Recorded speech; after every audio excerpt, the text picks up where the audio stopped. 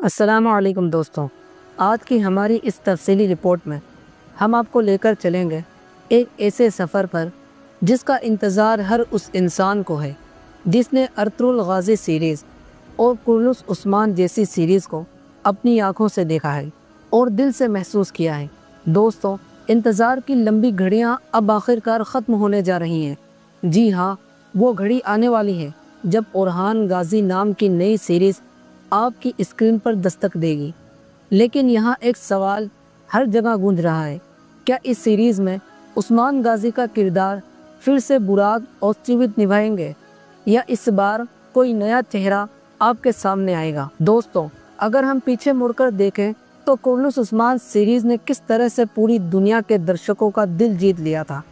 ترکی ہی نہیں، پاکستان، بھارت، عرب ملک، یوروپ اور یہاں تک کہ امریکہ تک میں اس سیریز نے لاکھوں کروڑوں فینس بنا ڈالے۔ جب ارطغرل غازی سیریز کی داستان ختم ہوئی تو درشک سوچ رہے تھے اب شاید یہ سلسلہ یہیں ختم ہو جائے گا، مگر محمد بوزداغ نے عثمان غازی کی کہانی کو اسکرین پر لا کر سب کو چونکا دیا۔ شروعات میں بہت سے لوگوں نے کہا کہ انجن التان کے بنا یہ سیریز نہیں چل پائے گی، لیکن دوستوں، حقیقت تو یہ ہے کہ براق اوسٹیوت نے اپنی دمدار ایکٹنگ، کرشمائی پرسنالٹی اور شیر جیسی آواز سے عثمان غازی کے کردار کو امر کر دیا۔ دوستوں، اب ذرا یاد کیجئے قرنص عثمان سیریز کے دوسرے سیزن کو۔ دنیا بھر کے درشک ارطغرل سردار کی واپسی کا انتظار کر رہے تھے۔ سب کی نگاہیں ایک ہی نام پر ٹکی تھی، انجن التان۔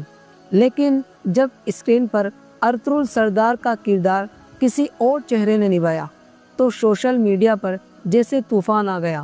لوگ ناراض ہوئے، انہوں نے لکھا یہ سیریز اب ختم ہو گئی، ہم انجن التان کے بنا ارطغرل سردار کا کردار سوچ بھی نہیں سکتے۔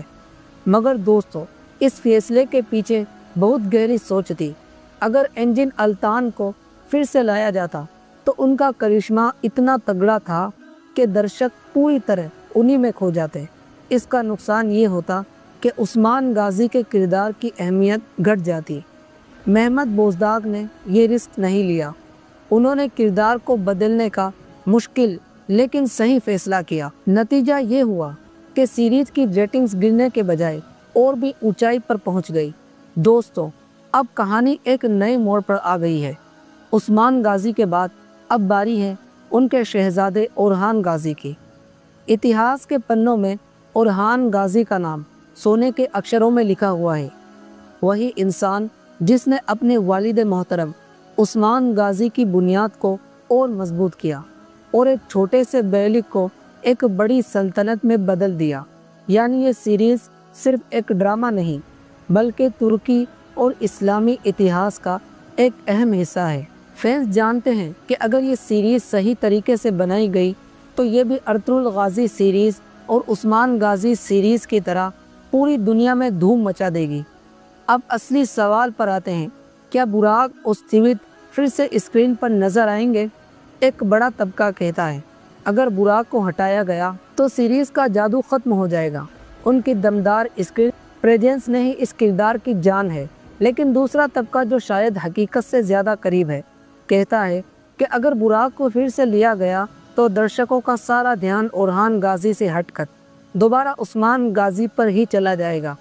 یاد رکھیے دوستوں، اورحان غازی اس سیریز کے اصلی ہیرو ہیں۔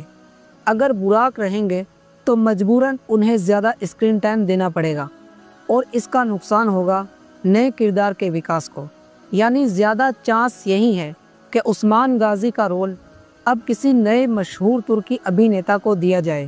اب آتے ہیں شوٹنگ کی طرف۔ سپتمبر 2025 کا آدھا مہینہ گزر چکا ہے۔ اورحان غازی کے لیے سیٹس پوری طرح تیار کر دیے گئے ہیں۔ مکھیہ ابھینیتاؤں کو بلایا جا چکا ہے۔ محمد بوزداغ نے اعلان کیا ہے کہ پہلا ٹریلر اکتوبر 2025 میں ریلیز ہوگا اور انشاءاللہ 21 اکتوبر 2025 کو پہلا ایپیسوڈ آپ کے سامنے ہوگا۔ یہ تاریخ صرف ایک تاریخ نہیں بلکہ فینس کے لیے عید کا دن ہوگی۔ دوستوں، سوشل میڈیا پر ابھی سے بحث چھڑ چکی ہے۔ کئی لوگ کہہ رہے ہیں کہ براق کے بنا مزہ ہی نہیں آئے گا، تو کئی لوگ لکھ رہے ہیں اگر براق رہیں گے تو اورحان غازی کا کردار دب جائے گا۔ کچھ فین تھیوریز کہتی ہیں کہ شاید شروعات میں براق اوستیویچ کو کچھ ایپیسوڈز کے لیے لیا جائے تاکہ درشکوں کا کنیکشن بنا رہے، پھر دھیرے دھیرے ان کا رول ختم کر دیا جائے اور پوری طرح اسٹوری اورحان غازی پر شفٹ کر دی جائے۔ دوستوں، ترکی اسلامی ڈرامے اب صرف ترکی تک سیمت نہیں رہے، یہ اب پوری دنیا میں پرچلت ہونے شروع ہو گئے ہیں۔ اورحان غازی کی سیریز جب ریلیز ہوگی تو یہ صرف ترکی کا پروجیکٹ نہیں رہے گا بلکہ پوری دنیا کا ایونٹ بن جائے گا۔ دوستوں، اب سوال آپ سے ہے کہ آپ کو لگتا ہے کہ عثمان غازی کا کردار پھر سے براق اوستیویچ کو ہی نبھانا چاہیے یا کسی نئے مشہور ابھینیتا کو یہ ذمہ داری دی جائے تاکہ اورحان غازی پوری طرح سے ابھر کر سامنے آ سکیں؟ اپنی رائے ہمیں کمنٹ باکس میں ضرور بتائیے۔ دوستوں، اب آئیے ذرا تفصیل سے سوچتے ہیں کہ اگر براق اوستیویچ کو ریپلیس کیا جاتا ہے تو ان کے بعد کون ہو سکتا ہے وہ چہرہ جو عثمان غازی کا رول نبھائے۔ ترکی ڈرامہ انڈسٹری میں کئی ایسے ستارے موجود ہیں جنہوں نے اپنے دمدار کرداروں اور ایتہاسک سیریز میں کام کر کے درشکوں کا دل جیتا ہے۔ کان یامان کا نام کئی بار چرچا میں آیا ہے۔ ان کا لک اور پرسنالٹی کافی اسٹرانگ ہے۔ برق اردوج بھی ایک مشہور نام ہے جنہوں نے اپنے ایکٹنگ ٹیلنٹ سے بہت نام کمایا ہے۔ اس کے علاوہ کچھ نئے لیکن ٹیلنٹڈ چہروں کو بھی آزمایا جا سکتا ہے تاکہ کردار میں تازگی آئے۔ لیکن دوستوں، یہاں سب سے بڑا سوال یہ ہے کہ کیا درشک براق اوستیویچ کے بنا عثمان غازی سویکار کر پائیں گے؟ یہ سوال آنے والا وقت ہی جواب دے گا۔ دوستوں، اب ذرا آپ کو اس اصلی شخصیت سے روبرو کراتے ہیں جس کی کہانی اب اسکرین پر آنے والی ہے۔ اورحان غازی، عثمان غازی کے شہزادے۔ اورحان غازی وہ شخص تھے جنہوں نے اپنے والد محترم کی محنت اور قربانیوں کو آگے بڑھایا۔ عثمان غازی نے جس نیو کو رکھا اسے اورحان غازی نے اوٹومن امپائر سلطنت عثمانیہ میں بدل دیا۔ ان کے دور کی سب سے بڑی فتوحات میں سے ایک تھی بورسا کی فتح۔ یہ فتح اسلامی دنیا کے لیے نہ صرف جیو پولیٹیکل طور پر اہم تھی بلکہ اس نے عثمانیوں کو ایک نئی پہچان دی۔ ہسٹری میں درج ہے کہ اورحان غازی بہت سمجھدار، دوردرشی اور متقی انسان تھے۔ انہوں نے صرف شمشیر سے نہیں بلکہ علم اور انصاف سے بھی راج کیا۔ یعنی دوستوں، یہ سیریز صرف تلوار بازی اور جنگ تک نہیں دکھائی جائے گی بلکہ اس دور کی تہذیب، سیاست اور مذہبی پہلو بھی سامنے لائے گی۔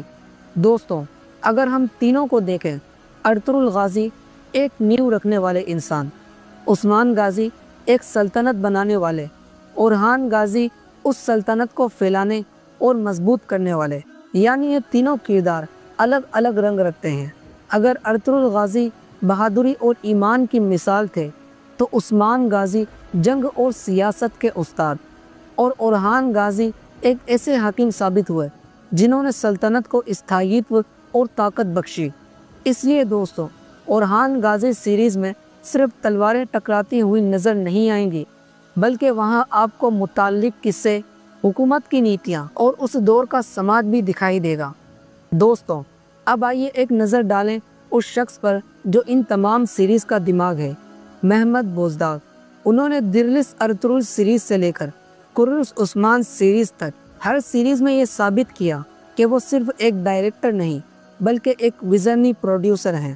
ان کے فیصلے کئی بار ووادت لگے لیکن جب نتیجے سامنے آئے تو سب کو ماننا پڑا کہ ان کے سوچنے کا انداز हम सब से बहुत आगे है। अब जब उन्होंने ओरहान गाजी सीरीज़ बनाने का फैसला किया है तो दुनिया के करोड़ों मुसलमान इस सीरीज़ से अपनी पहचान और इतिहास को जोड़ते हैं। दोस्तों, आज यूट्यूब, ट्विटर, फेसबुक और इंस्टाग्राम पर देखें तो ओरहान गाजी का नाम ट्रेंड कर रहा है। इंडिया और पाकिस्तान के यूट्यूबर्स इस पर रोज़ नए नए विश्लेषण करते हैं। यानी ये सीरीज शुरू होने से पहले ही दुनिया भर में तहलका मचा चुकी है। दोस्तों, अगर आप कुर्नुस उस्मान सीरीज़ या अर्तुल गाजी सीरीज़ को याद करें तो आपको पता होगा कि महमद बोजदाक सिर्फ कहानियाँ नहीं दिखाते बल्कि हर डिटेल पर ध्यान देते हैं। कॉस्ट्यूम्स उस दौर के असली तुर्की योद्धाओं की तरह बनाए जाते हैं। लोकेशंस असली किलों, जंगलों और मैदानों में शूटिंग की जाती है।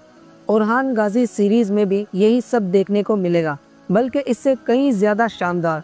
दोस्तों, अब हम आखिर में आपसे यही पूछना चाहते हैं, क्या आप तैयार हैं इस नई सीरीज़ के लिए? क्या आपको लगता है कि बुराक ओज़्तिवित को दोबारा स्क्रीन पर आना चाहिए या ये रोल किसी और नए हीरो को मिलना चाहिए ताकि ओरहान गाजी पर पूरा ध्यान केंद्रित हो सके? आपकी राय हमारे लिए बहुत अहम है। कमेंट्स में ज़रूर लिखें आप किस एक्टर को उस्मान गाजी के रोल में देखना पसंद करेंगे। और हाँ, अगर आपको हमारी ये तफसील पसंद आई हो तो चैनल को सब्सक्राइब करना ना भूलें। बेल आइकन दबाएं ताकि हर नई अपडेट आप तक सबसे पहले पहुँचे। अल्लाह हाफिज़।